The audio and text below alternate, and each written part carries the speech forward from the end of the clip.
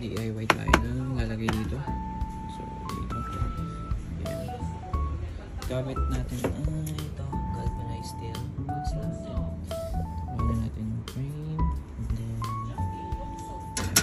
masabot na. Ito magiging base.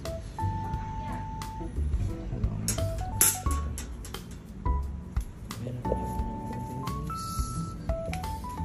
And then tuloy natin.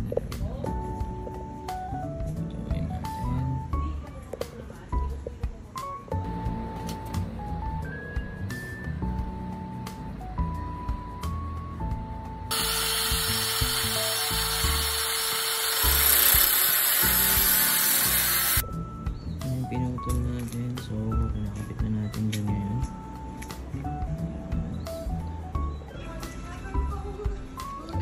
Natapos na natin to guys. So, meron tayong patungan.